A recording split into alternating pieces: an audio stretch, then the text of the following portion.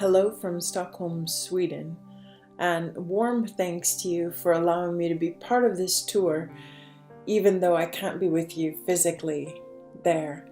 Um, the Pacific Northwest is not at all foreign to me, though. In fact, I grew up in Cordova, Alaska, attending a Nazarene church there, and subsequently went to Northwest Nazarene University, very possibly with some of you.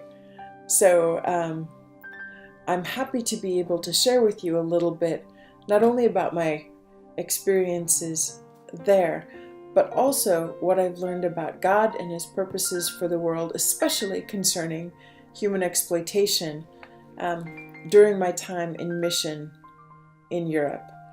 And I really feel like the things that He's showed me, the ways that He has taught me, are relevant to our walk, possibly to your walk as well.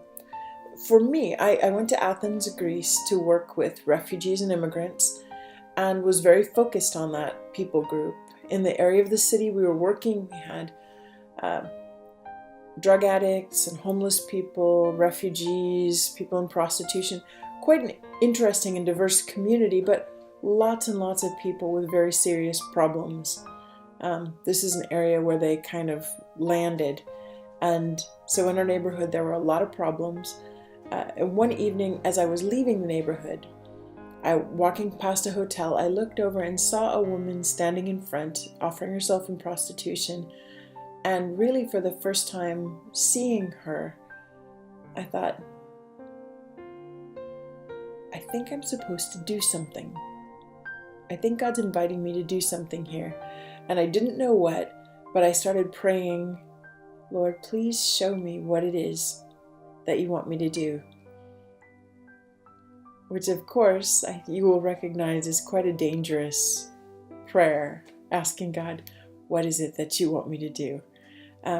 In fact, the reason I was able to do that was because a year or so earlier, I had been on a bus, and as I was going through Athens, saw a small child in the median of the road I was on, the street I was on, probably 3 or 4 years old, selling Kleenex or something like that. Now I know this isn't something you would necessarily see on a street in Idaho or in Seattle, but it wasn't that uncommon. But when I saw the child, I felt like God said to me, get off the bus. And I thought, well, I have no idea what I would do once I did. I'm sure someone else is around here, at least taking money from this child, from whatever he's earning. So I stayed on the bus. I continued to ride. I didn't get off. But my heart sank because I knew that the Holy Spirit had spoken to me, and I had said no. And later in my time with the Lord, I told Him, the next time you speak to me, whatever you ask, the answer is yes. I don't ever want to say no to you again. And so it was that same voice. I recognized it. As I went past, I thought, okay, something is happening here, but I'm not sure what. As I began to pray into it, it was just a few weeks later that I passed again. And this time there were a few girls in front of the hotel. I get late at night. I'm on my way home after a long day of ministry. And as I pass, one of the guys who was standing there working in transvestite prostitution says, got the time? And I thought, I hope he means my watch. So as I'm passing, I show him my watch and I keep going. But as I walk past, I'm just overwhelmed by the thought that this is a really sad man.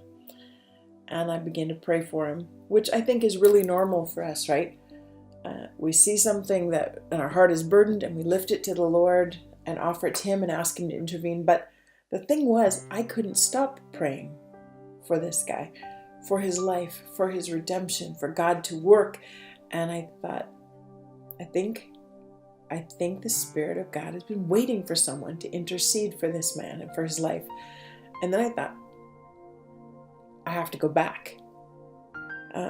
Now, the next thought I had was, that's ridiculous. It's late at night. You're all alone. What do you think is going to happen? And so I began doing circles towards home. Oh, I have to go home. No, I got to go back. No, I have to go home. And finally I just said, Lord, if you want me to go back, please tell me what it is you want me to do. And I felt like as soon as I asked that, he said, ask their names. And I thought, okay. Now that's not a complete plan,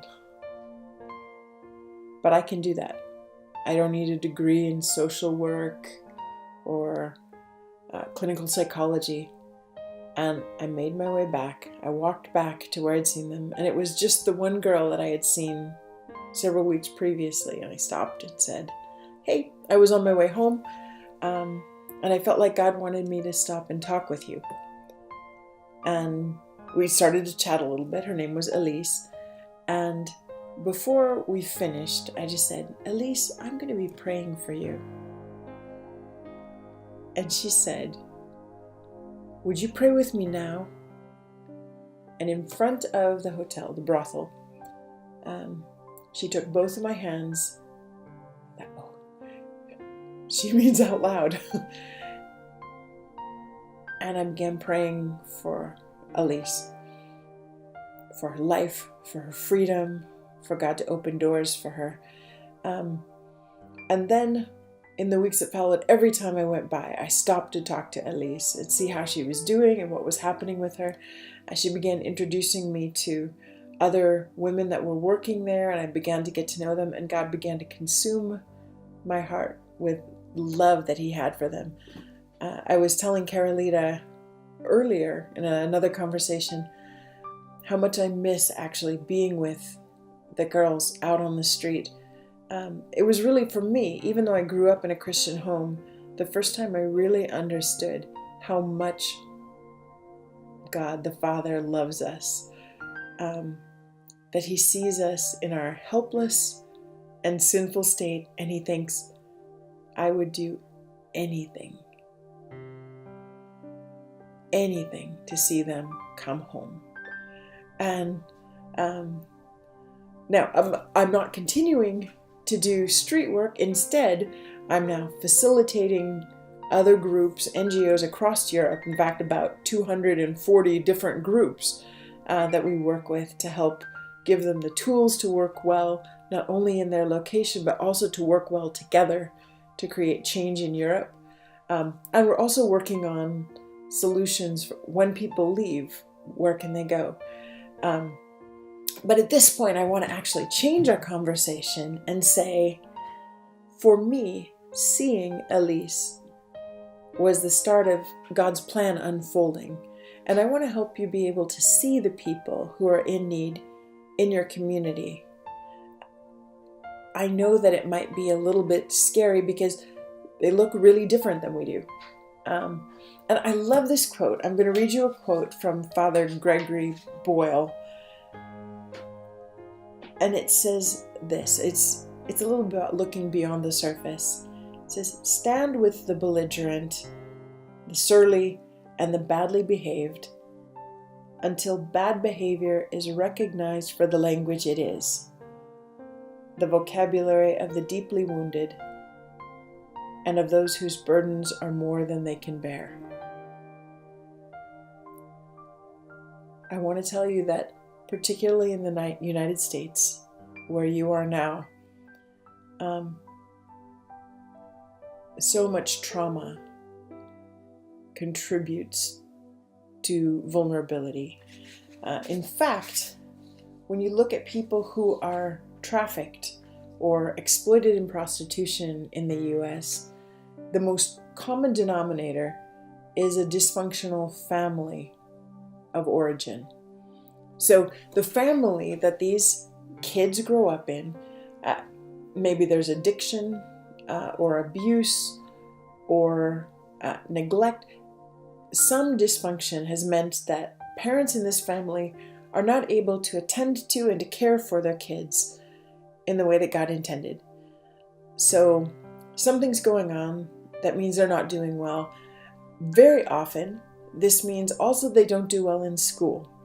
So these kids are going to school, but perhaps they're dropping out, or just really not succeeding. Maybe they make it through, but they didn't get a good education. They don't have a lot of good prospects. And that often means they wind up either unemployed or underemployed.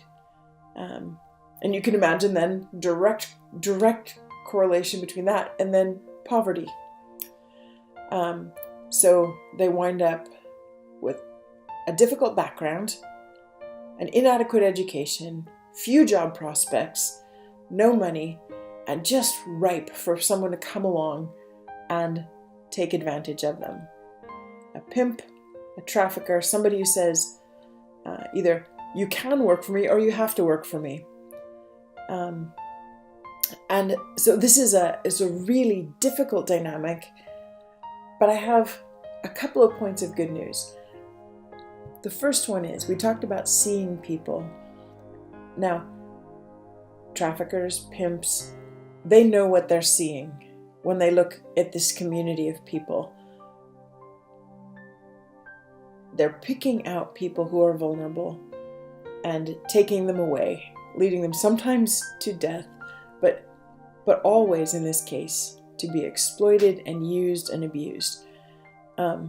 That's not good news. The good news is, if they can see that vulnerability, then so can we. And so can you. We just need to learn the clues. What is it that we're seeing? And what is it in our own context that makes people vulnerable? Who is vulnerable in your community? I think this is something you actually know the answer to. Who is vulnerable in your community?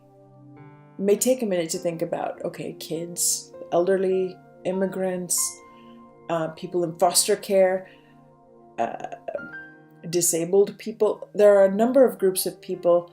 And then a very simple thing to Google the name of your community or your state and human trafficking or exploitation.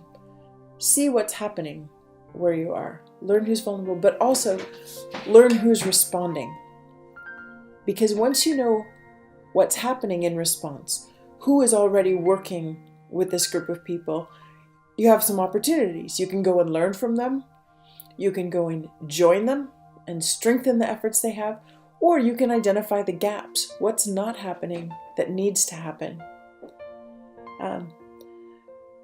Sometimes I try to visualize, human trafficking can seem like a mountain, which thankfully Jesus talks about, that if we have faith, even as tiny as a mustard seed, it's possible to move a mountain. But I envision human trafficking, this huge problem, as a mountain of stones. And some people, like me, are called to spend days and months and years taking away stones. But because there are so many different parts to this, everybody can take away some stones. And I would like to encourage you, as you think through what you're going to do in response to what you've heard tonight, be thinking about, is there something that I could do, that my church could do, or my Bible study group, or my Sunday school class? What's the stone that we could take away in response to this, to help people to live in freedom, to help to prevent or to combat human trafficking? Because you're here tonight, I believe God is already speaking to you and that He has some plans for you. I look forward to hearing what happens as a result of this. Thank you, and good night.